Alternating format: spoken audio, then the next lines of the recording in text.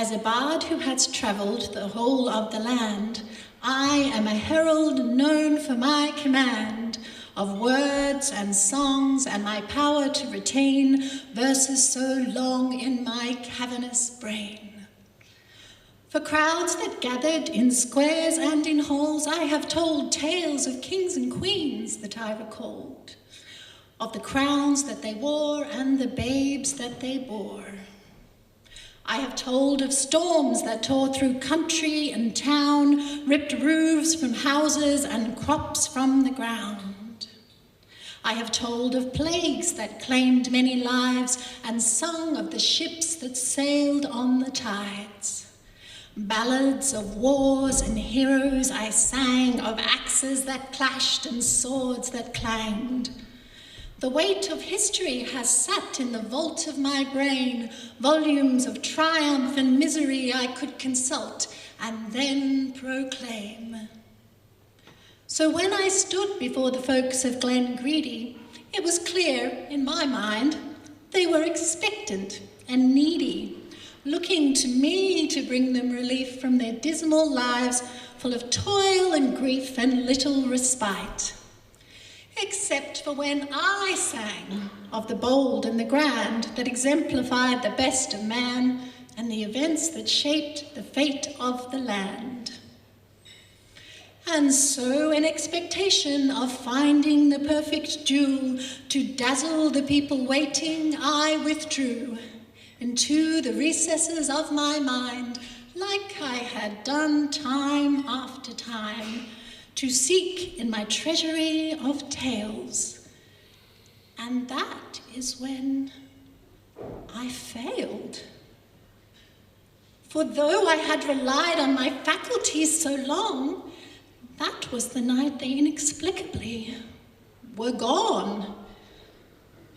Like a thief had stolen my treasured tales away, and this bard of so many words had nothing to say.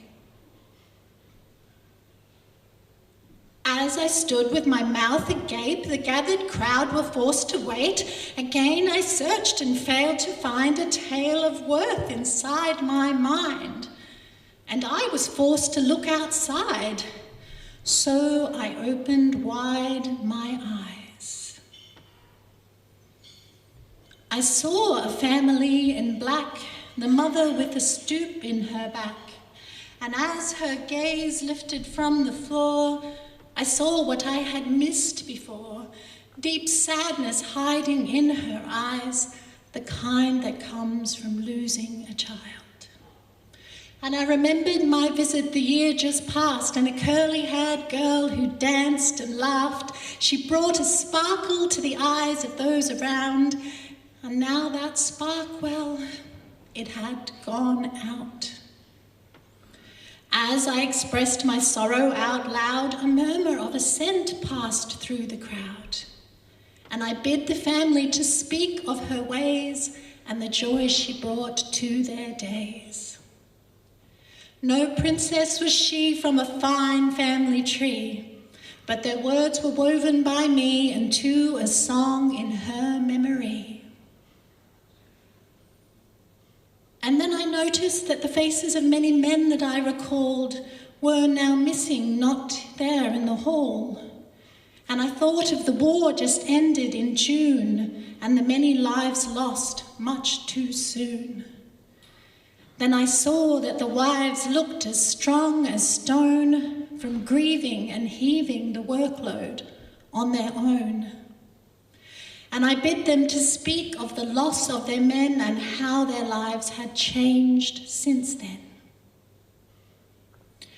And then I sang for the bold and the grand who sacrificed for the sake of the land, and I sang for the wives who worked that land with ploughs and with their hands, of their fortitude to face life's demands.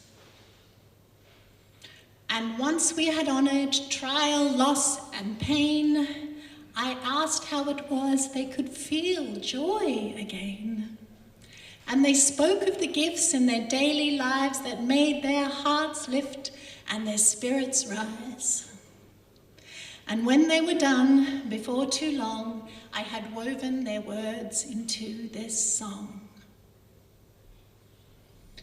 Dancing a reel to the fiddle and drum, catching a fish that will feed everyone, watching moon rise with the one that you love, seeing baby blue eyes become all grown up. Kind is to hear when you are feeling low, kind hands to help when there are seeds to sow. A harvest of berries, blue fingers, big smiles, fillets of herrings in barrels of brine. Wonderful tales told full of romance as we sit by the flames and they flicker and dance, sharing a song as we work on the shore, seeing the sons who came home from the war. Spirits lift and hearts grow strong to receive the gifts in the words of this song. And once I had sung of joy and delight, instruments arrived, people danced into the night. And though my memory for words and songs was gone for just a day, the memory of that night, it never went away.